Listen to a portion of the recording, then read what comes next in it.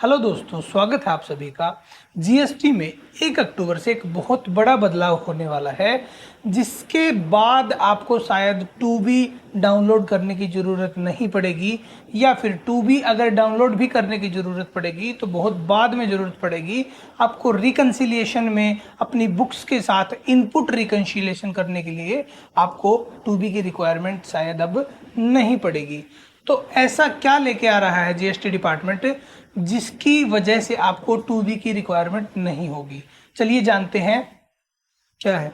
1 अक्टूबर से 1 अक्टूबर से हमारे पोर्टल पर एक नई चीज दिखने वाली है, जहां पर हमको GSTR 1 फाइल करने के लिए मिलती है।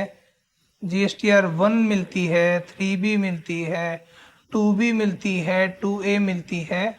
अब वहीं पर हमको एक चीज़ और ऐड हो जाएगी। वो क्या है? वो है IMS, यानी कि इनवॉइस मैनेजमेंट सिस्टम।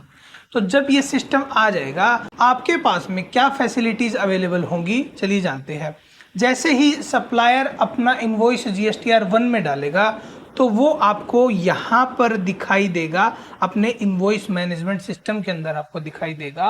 अब वो आपके ऊपर है कि आप उसको एक्सेप्ट करना चाहते हैं, या फिर आप उसको रिजेक्ट करना चाहते हैं, या फिर आप उसको पेंडिंग में छोड़ना चाहते हैं। बाद में उसका कुछ किया जाएगा। तो चलिए, जो आपने एक्सेप्ट किए हैं दोस्तों, जो आपने एक्सेप्ट किए हैं वो चले जाएंगे आपके 2B के अंदर। यानी कि जिन इनवॉइसेस के ऊपर आपने एक्शन लिया है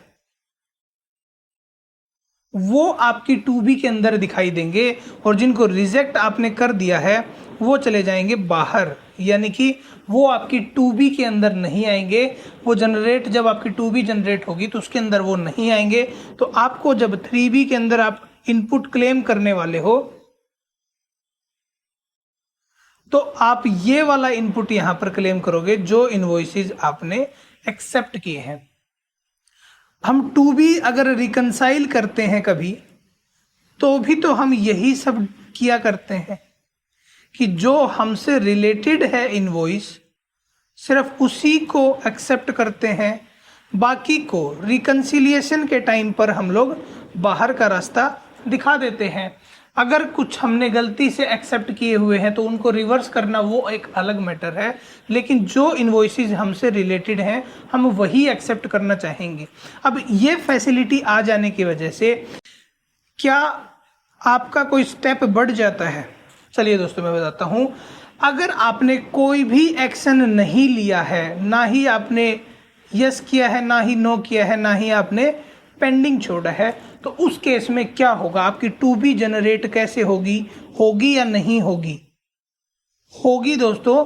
तो उस केस में क्या माना जाएगा कि आपने सारे के सारे इनवॉइस जो हैं एक्सेप्ट कर लिए। अगर आपने ब्लैंक छोड़ दिया, कुछ भी एक्शन यहाँ पर नहीं लिया, ना ही एक्सेप्ट किया ना ही रिजेक्ट किया, तो उस केस में आपकी जो 2B जनरेशन है वो सभी के सभी इनवॉइसेस को ले लेगी, और जो अभी तक चलता हुआ आ रहा था, जैसे 2B जनरेट हो रही थी, सेम वही इफेक्ट आपका वहाँ पर भी दिखाई देगा, कुछ अलग नहीं होगा। लेकिन अगर आप IMS की फैसिलिटी यूज़ करते हैं तो उसके बाद में आपकी 2B में फ़र्क दिखाई देगा। अगर आपने इनवॉइसेस कुछ एक्सेप्ट किए हैं, कुछ रिजेक्ट किए हैं, जो पेंडिंग छोड़े हैं वो आपके IMS में दिखाते ही रहेगा। जो रिजेक्ट कर दिए वो हट जाएंगे, जो एक्सेप्ट कर लिए वो भी हट जाएंगे। जो एक्सेप्ट कर लिए वो चले जाएंगे 2B के अंदर, जो एक्सेप्ट कर लिए वो 2B के अंदर चले जाएंगे, जिनको आपने रिजेक्ट कर दिया वो बाहर चले जाएंगे। ठीक है जी। और जिनका कुछ भी नहीं किया उनका 2B में जाना पेंडिंग ही रहेगा। जब आप उनको एक्सेप्ट कर लेंगे, जब किसी मंथ में आप इस वाले को आगे जाकर एक्सेप्ट कर लेंगे, उस दिन वो 2B में आएगा, उस मंथ की 2B में वो आपको दिखाई देगा दोस्तों। चलिए जी, तो देखते हैं अब इसमें मेन डिफरेंस क्या है। जो मैंने आज की वीडियो का सार बनाया है वो यही है कि 1 अक्टूबर से जो ये चेंज आ रहा है, IMS आपके पोर्टल पे आएगा। तो आप जैसे ही आपकी सभी सप्लायर GSTR 1 जनरली 11 तारीख और 13 तारीख को फाइल कर देते हैं, तो उसके बाद में वो इनवॉइस आपके IMS में दिखने शुरू हो जाएंगे। वहाँ से आपका काम शुरू हो जाता है। आप उनको एक्सेप्ट करना चाहते हो, रिजेक्ट करना चाहते हो। तो अगर आप सभी इनवॉइसेस को एक्सेप्ट ही करते हैं, तो उस केस में आपको ज़्यादा कुछ करने की ज़रूरत नहीं है। लेकिन आप रिजेक्ट भी करते हैं, आपके कुछ सप्लायर ऐसे हैं जो गलत बिल चढ़ाते हैं, तो आपको देखना पड़ता है, तो आप उसको उसी टाइम 2B से बाहर कर सकते हैं। IMS के अंदर से ही आप उसको बाहर कर देंगे ताकि वो आपकी 2B में ना जाए, आपको रिकन्सिलिएशन में ज़्यादा दिक्कत फिर नहीं होगी। और आप पेंडिंग रख सकते हैं अगर आप कंफर्म नहीं है वो वाला इनपुट आपको क्लेम करना है नहीं करना है, तो उस केस में आपके पास ऑप्शन होगा 2B आपकी खुद से जनरेट नहीं होगी, आपको अलग से रिकन्सिलिएशन जो बनाना पड़ता था 2B के साथ में वो नहीं जरूरत पड़ेगा, क्योंकि रिकन्सिलिएशन आपका पहले ही बन जाता है IMS के साथ में। जितने इनवॉइस आपने एक्सेप्ट किए उनकी आप एक्सेल फाइल डाउनलोड कर लेना और अपनी बुक्स के साथ में उनको हाथों हाथ मैच कर लेना।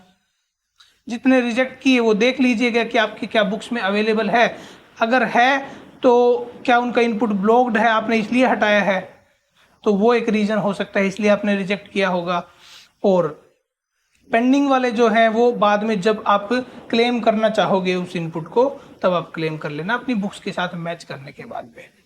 तो चलिए एक बार इनको डिफरेंसेस देख लेते हैं। ये 14 तारीख को जनरेट होती थी, ये तो तभी जनरेट हो जाएगी जैसे ही आपका सप्लायर आपके इनवॉइस फाइल करता है।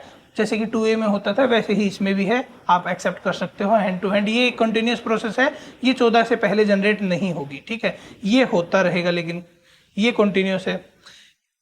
इसके अंदर input to be claimed on basis of 2B earlier, ठीक है, यानी 3B के अंदर जो इनपुट हम क्लेम करते थे, 3B के अंदर जो इनपुट क्लेम करते थे वो 2B के बेस पे करते थे।